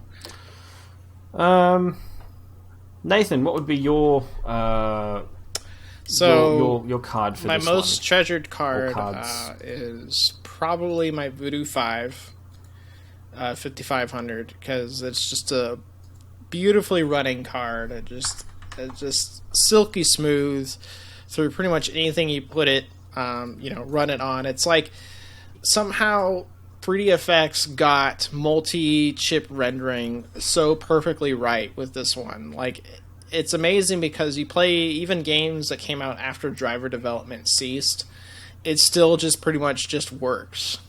And it's not like you've seen the Rage Fury Max or pretty much any multi-GPU setup since has always had issues with micro stuttering, or scaling, or just game compatibility in general, and usually requiring some sort of explicit driver support on a per game basis. This is a card that has 2 chips on it that just kind of transparently just work in tandem.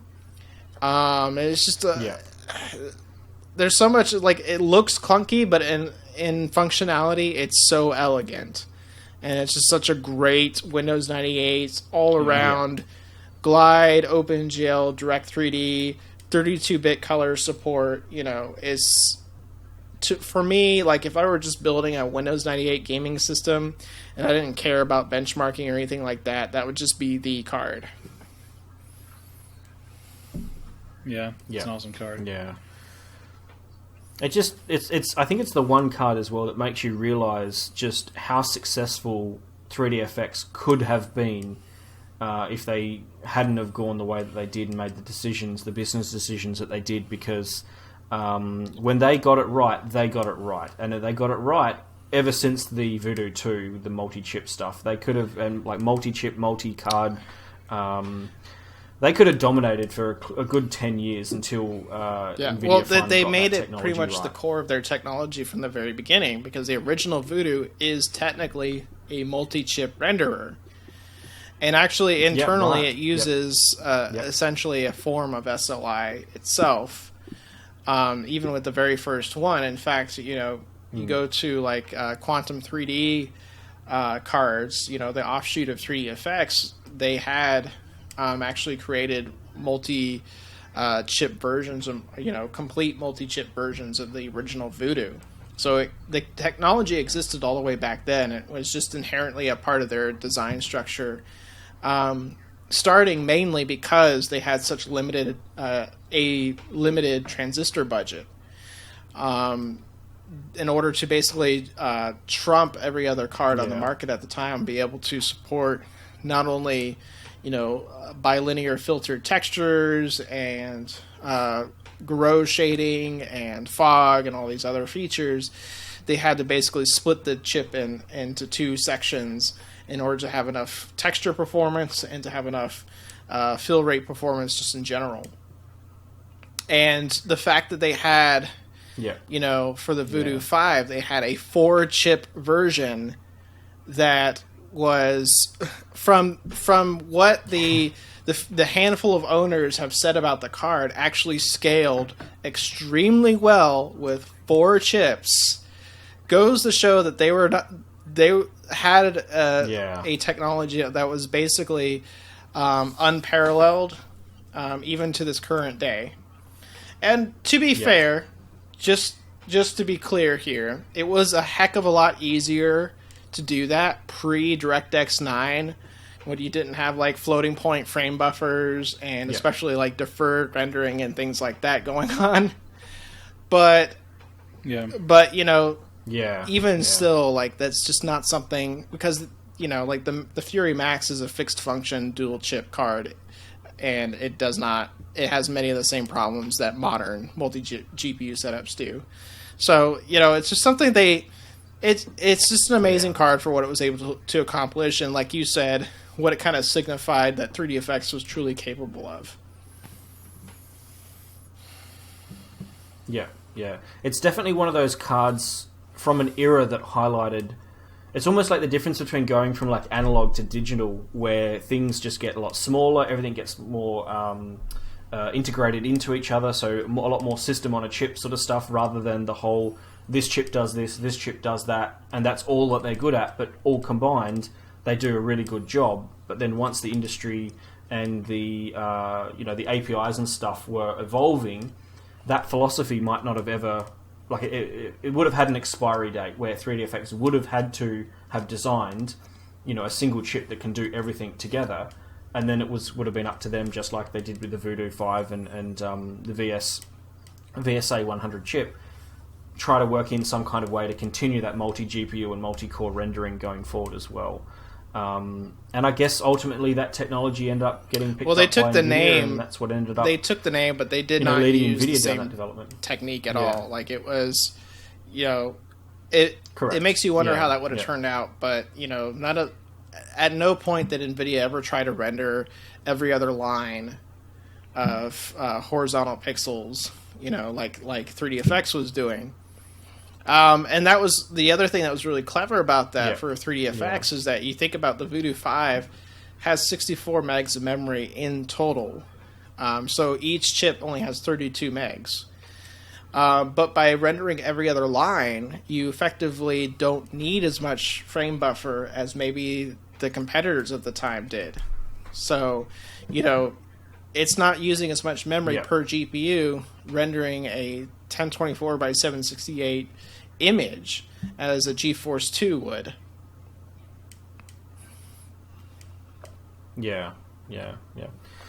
My card for this one is I think I've mentioned this on several videos before, but it is the Asus V8460 Ultra Deluxe.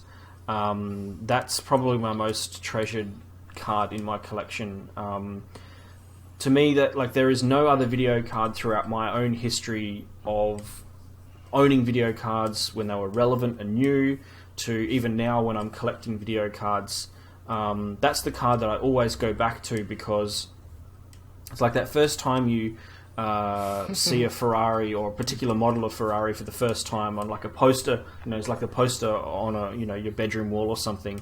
That was the first card that wasn't a high-end, like crazy high-end card from before. So just give me 1 second. I'm doing the podcast. Okay, I actually have to answer my door because I think my partner's left her keys out and the door's locked. So I'll just cut this part in the video and I'll answer it in a sec. So give me a sec. Oh, eBay. Sorry, I was doing the live recording. Sorry. Marriage. Oh, yes. My wife's texting me, when you coming to bed? I'm like, Sleep. we're not done. Needs sleep. I got cards to benchmark. I can't sleep. I gotta finish up this GTX 780 Lightning video. I'm almost done with it. Just gotta finish it That's up. gonna be a good one. That's your main card, isn't it? Yeah, that's what I'm using right now. So. Sorry, guys. It was actually the post lady, and I'm not quite sure what that is. But anyway. Bringing a card? Another card, I hope, right? I was hoping it was, but actually it's not. I think it's... What? Oh, actually, I know what it is. I can actually open it, but I'll wait until after the podcast. Yeah, because we can't see what you're doing, so... Yeah, exactly. All right, so I'm going to pick it up from just now. So anyway, that card, it was that first video card that I saw in a magazine for the first time that wasn't just the generic green, yellow, red PCB with the reference coolers and stuff. It had a really nice royal purple looking PCB. It had this really sort of glossy, huge chunky copper cooler on it that covered all of the memory chips, and had a really funky sort of Roadster style, American style Roadster looking flame sort of things cut into it, and it was just a really stunning card to look at alongside all of the other generic looking cards of the time. And I always said to myself I'd really love to buy that card if I ever got the chance to. And so when it come up, that's why it ended up being the most expensive card that I've spent money on, because that it is the one card that I would put at the top of my list. So Awesome. yeah, I guess I've already mentioned a lot more details about that in other videos, but yeah. I guess we've only got a couple more questions left, but I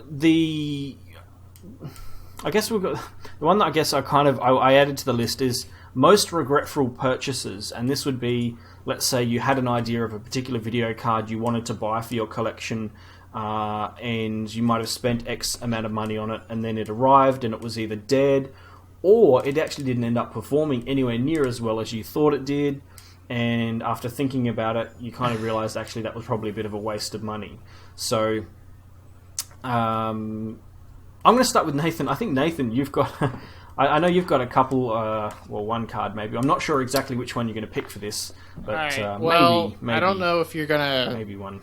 Actually predict this one. But my biggest regret was a GT610 PCI that I spent $30 on. And it came in. It was in this sealed bag. And looked pristine and everything, and I was just like, oh, cool. So I stuck it in a box and went on doing other things for months and months, and came back to it. I was like, oh, I'm going to put this card in, and it didn't work. And it was way past the 90-day limit of leaving feedback and stuff or doing anything about it. So I was stuck with this $30 lemon that just like no image at all came up on the screen whatsoever. I do have, because I think you were probably thinking of the 9700 Pro that I got.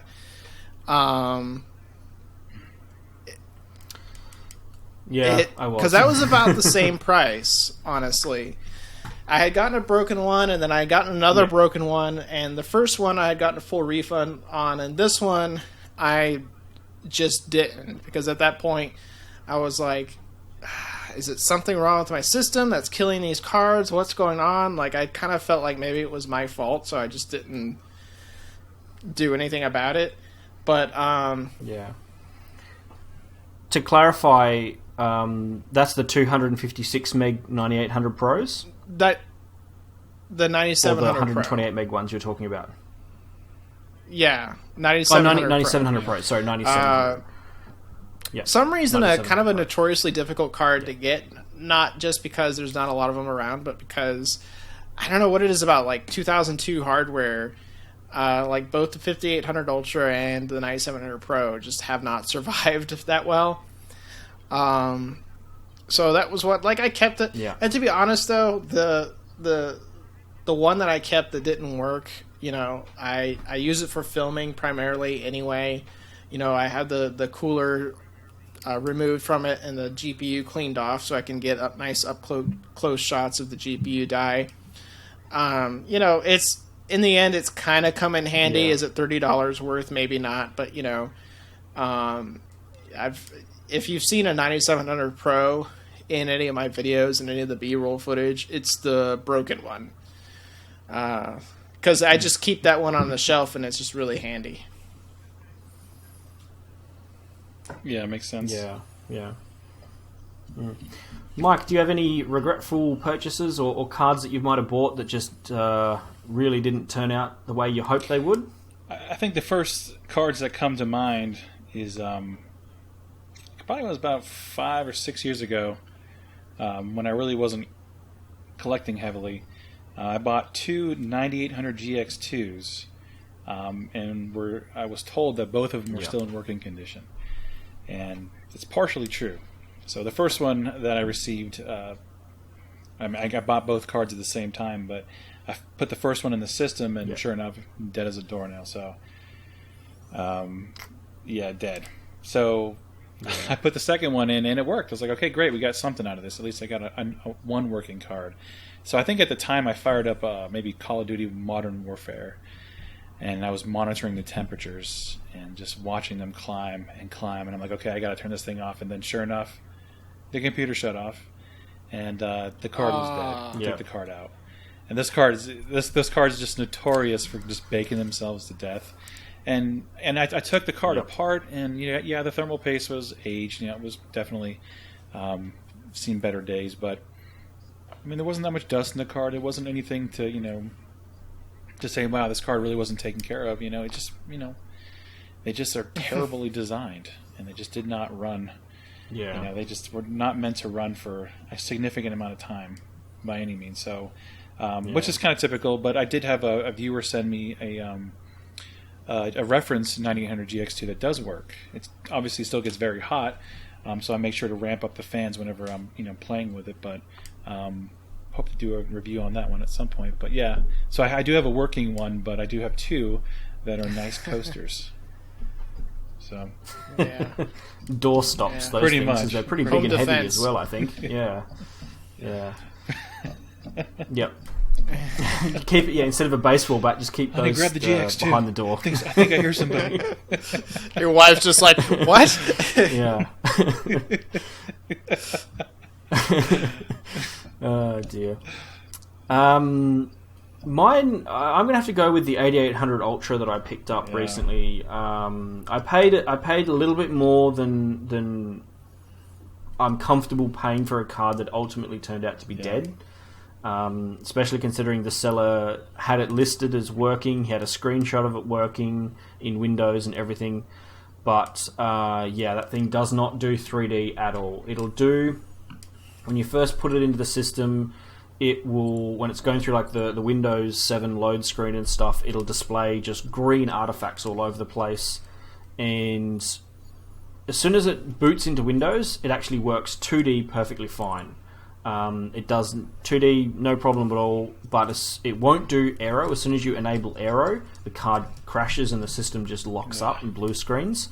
But the moment you try to do any proper 3D stuff, like run a game or a benchmark, the system just hard locks and doesn't even restart. It just black screens. That's a triple X. And XFX version? Is that triple X version? Yeah. Yes. Yeah. Yep.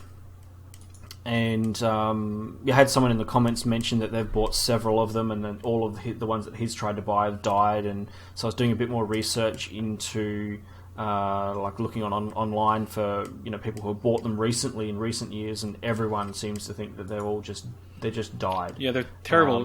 Whether it be through just 8000, 9000 series. I think that's when they started to remove lead and some of the soldering. Around that time frame, I don't really know the full story. Well, you had mentioned in the chat and the Discord server too, Aaron, about something about the voltage regulator just being completely insufficient. Yes. Yeah, it was the 8800 Ultra had a decent one, but it wasn't correctly, let's say, suited to the temperatures and the conditions that card was used under, because it was like not many people bought the 8800 Ultra as just one of them. They seem to be, once you get into that price bracket, it was like $1,000 US card at the time. If you had that money to buy one, usually you bought one or two or three of them. So you had these things stacked up against each other. They were often running at like 85, 90 degrees, under load all the time, and that kind of sustained load and temperature on them. Like, even though VRM can technically do like 100, 110, 120, they just ended up just killing themselves. So it definitely depends on on how good the VRM is. Obviously, I've had cards run up to 100, 110, and then efficiency at that point drops off as well. But it does depend on the card. I have a working 8800 Ultra. I actually have two of them. One of them works, one of them's dead. But that's a great card. The cooler on that card is what really separates it from a normal GTX. Yeah. I mean, you gotta love that hump. That baby got back, and that thing is just beautiful. It was so random. It almost felt like something like they had just like thrown out there just to differentiate it, slightly. But there is actually. Isn't there OEM Ultras that have regulars? They only did it for the retail one. But even like a friend of mine had like a BFG overclocked version of the 8800 GTX, and like pretty much the same thing happened to it. It was just something like the stock clocks were probably the only stable setting for the G80 card. Like for that reason, I'll probably never overclock my 8800 GTX. Yeah, I mean, the Ultras were known to go over 700 megahertz. And then the Ultra did have the Samsung memory that I think had, obviously, it ran at higher frequencies. I'm not sure if the timings were any different on them or not, but it did use Samsung memory versus the 8800 GTX. I think it may use Elpada or Hynix or something like that. But yeah, the Ultra was one of the few G80s that could go over 700 with an overclock. I mean, a normal GTX... Not saying that they couldn't, but many of them could reach it. Yeah, I tried underclocking it, scaling it back like 100, 150 megahertz, but it had the exact same result. So, sadly, like I thought, like if it's just an issue where it's just that much that core frequency was an issue, just drawing that much voltage or something was wrong, maybe underclocking it might help. But no, it's a goner. It's a bummer, man. It's an awesome card. It's an awesome card. Yeah, but what sucks is when I first got it, before I did the restoration video, I had chucked it into my test system and turned it on. But I didn't have a hard drive plugged in at the time, it was in another system, and so all I did was just boot to BIOS. Okay. And usually that's what I do for some of those cards. And because I have had other 8800s, I thought, okay, sure, it's going to work. If it posts, there's no artifacts in BIOS... chances are it's going to work. So I left positive feedback saying that the card's working and everything like that on eBay. So Then when I finally got around to doing the restoration video and then come to finally actually testing its performance and realizing it was dead, I was shit out of luck. Couldn't do anything about it. Couldn't change it. Couldn't get a refund. So lesson learnt, and that's where the regret comes in. Not fully testing it before actually doing the feedback. So take your time with that feedback. There's no rush. No rush. Oh yeah, I definitely do that now. So yeah. And then the last one on the list is we've got best deals. So this is either the cheapest bundle or the cheapest sort of hard to find card that you managed to score for an unbelievable price, or just one of the cards you've got in your collection that you did pay $1 for, or something like that regularly sells for much higher than that. So I guess I might actually go first with this one because I don't think I've got something very interesting really. I actually managed to find a seller willing to sell me a reference model 9800 Pro and a my GTX 460 combined for $1. What? Okay. Yes. I had to. I'm going to say technically $1, but also technically not $1. Because I had to pay for shipping, and shipping was like $16. But he said, I will sell you the cards for $1. So,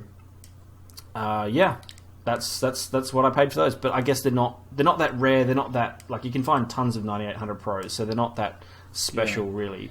There's nothing unique about them. They're just reference model. I mean, the 460 is a EVGA superclocked one, but I mean, it's still not that the special on external its own, exhaust, the EE version, or is that just a... Yeah, it's the one that I used in my GTX 460 video that I did pretty recently.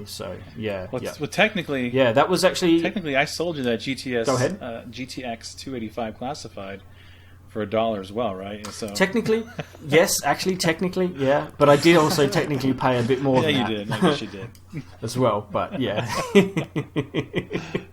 yeah, I actually forgot about that until just now. I could have probably put that in there, but yeah. No, that was actually a member on the Linus Tech Tip forums. Before I started doing the YouTube stuff in 2016, I actually had an ongoing post that I would update saying, looking for these video cards. And a user contacted me on the Linus Tech Tip forums and actually said, hey, I've got these, I'll sell you them for $1. And I was like, sure, done. Yeah. So that's awesome. Yeah, pretty big deal. I did just also pick up a really nice 6600 GT PCI Express 256 meg card for $1 on eBay, $1 US. Nice. Which is like $1.30 something here in Australia as well. But I think that was about $35 shipping, so I kind of got shafted on the shipping a bit. But winning the card for $1 kind of outweighs that, because that's pretty much the budget of what I had for that card anyway. So combined, it's worth a little more than that. Yeah. That's funny. But again, I don't know if it's worth $36. Yeah, maybe 20 to I don't know, $25. It's the one. It's an EVGA one, and it has the nice, has the right color. Or I say right color, but it has the color PCB that I want. It doesn't have like a blue PCB or something like that, but it has the Nalu reference decool cooler on it as well. So, and it's a 256 meg. It's kind of funny. So it's a little bit more obscure. The AGP version, the stock so. reference cooler, is literally the Doom 3 cooler. That's the reference design. It had Doom 3 on it. Yep. I think they were trying to sell something there. Yeah. I did try to... I think so. Yeah, I tried to find one of those with the Doom cooler and AGP one, but I've never seen one come on eBay just yet that's one that sells for a good price or can actually ship here to Australia. So, Well, Nathan, what was your... Well, I don't have anything that's like in the single digits, save for maybe a couple cards that are not really that interesting to begin with, so don't really count.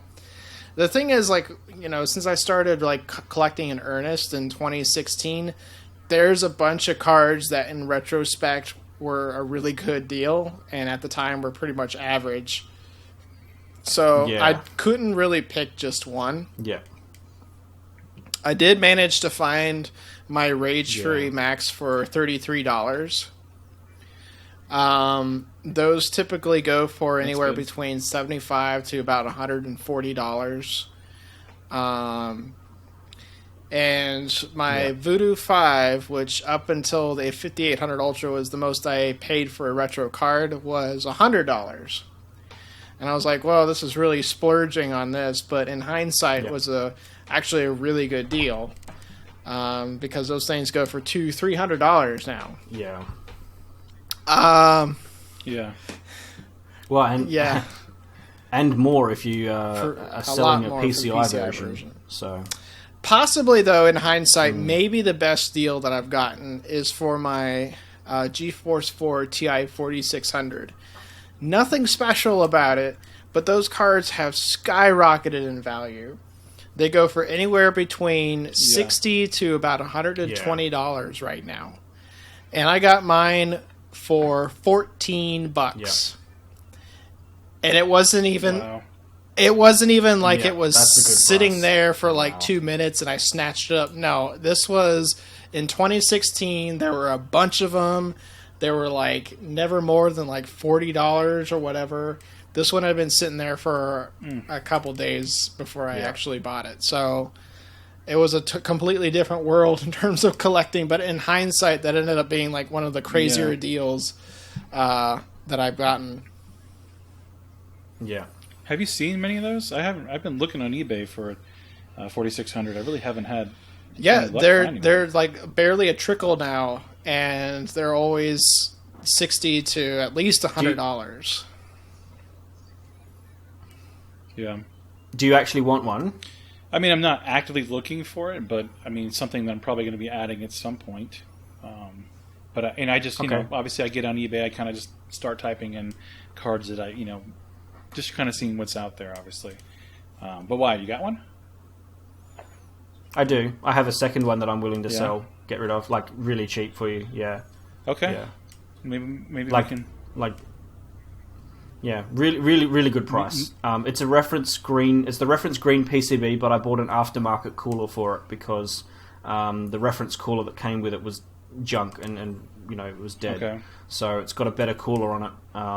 And yeah, I've tested it, used it, fully working condition. There's no issues with capacitors or anything. It's in good condition. So Okay. yeah, happy to This send is it. how along. us retro Maybe guys price. help each other out.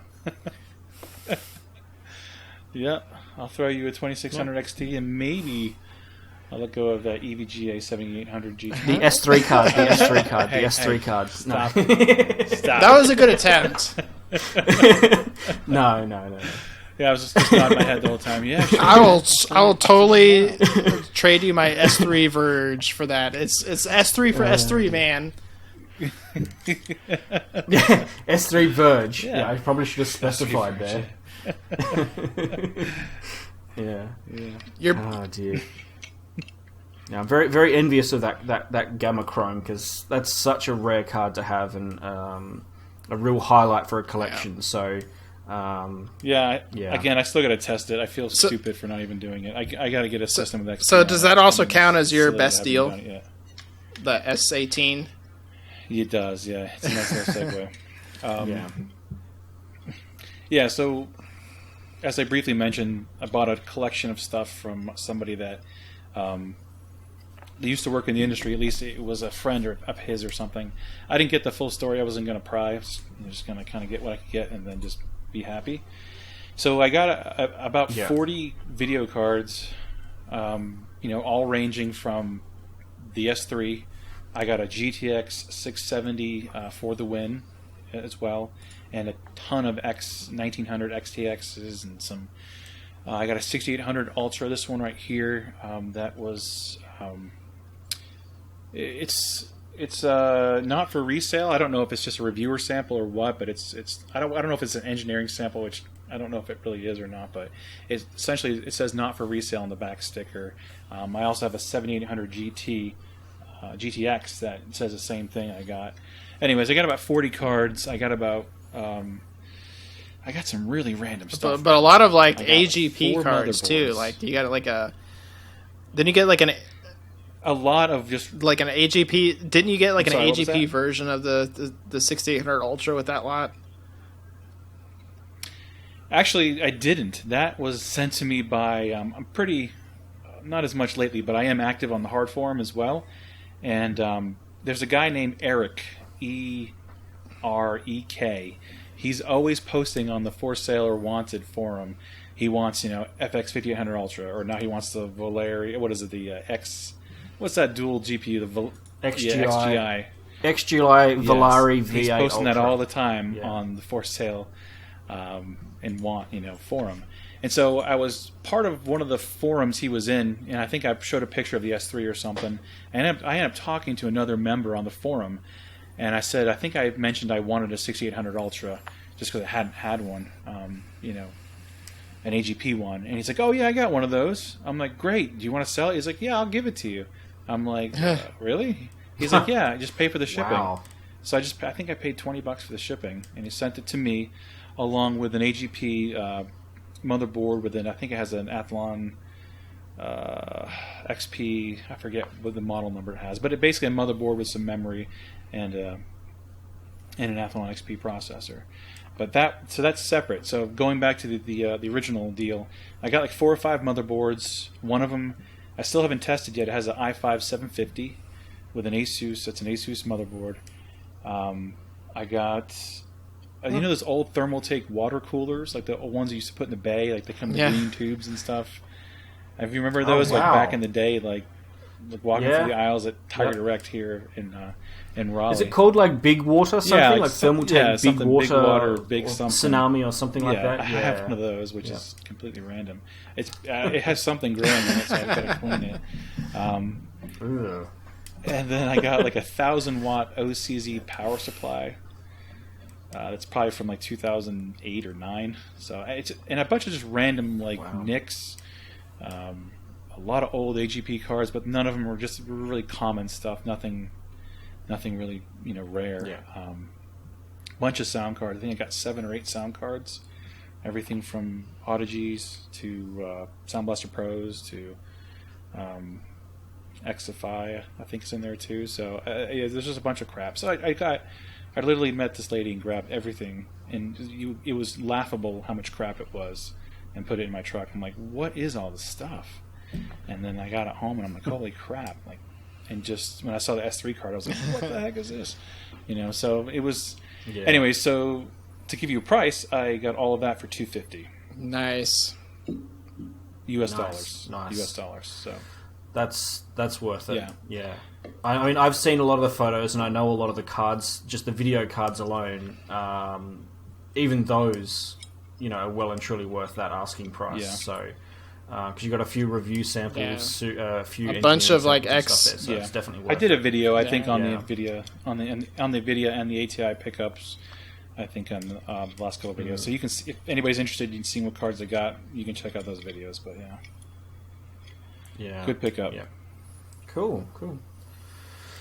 All right. I think you guys over there in the US are starting to get a bit droopy-eyed. It's getting a bit late over there for you guys. So I'll let you guys go because I know, Mike, you've had a big day as well. So you definitely guys need your sleep. So we're going to end the episode there. But as we mentioned, just going to mention again, Discord server in the link below. And just to remind you guys as well, if you manage to still keep watching this or listening along, please leave a comment in this video or jump onto the Discord server and ask us questions. We would like to use them for our next episode, which will probably come in a few weeks from now. So thank you everyone for watching. A huge thank you again, Mike, for coming along and I guess revealing your face for the first time and that glorious beard of yours. So yeah.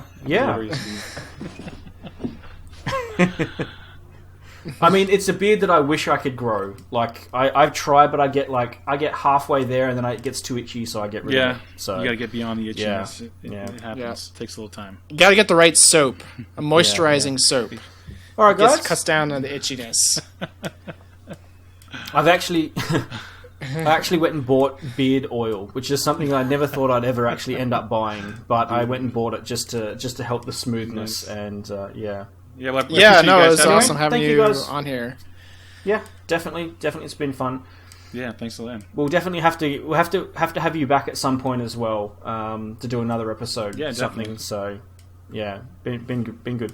All right, guys, thank you very much for watching, and we will see you on our own respective channels. Oh, and if you'd like to check, I should have mentioned this at the start of it, but if you'd like to see F2F Tech's channel, Mike's channel, a link for that will definitely be in the top of the description as well, to go and check his channel out, because he does a huge amount of awesome stuff with video cards. Not essentially always retro stuff, but he does a lot of modern stuff, modern games, things like that as well. Really awesome channel that both Nathan and I have been long fans of watching, so definitely go and check that stuff out, but link for that will be in the description. So yeah, thank you much, guys, and we'll catch you in the next one. See ya. Bye for now.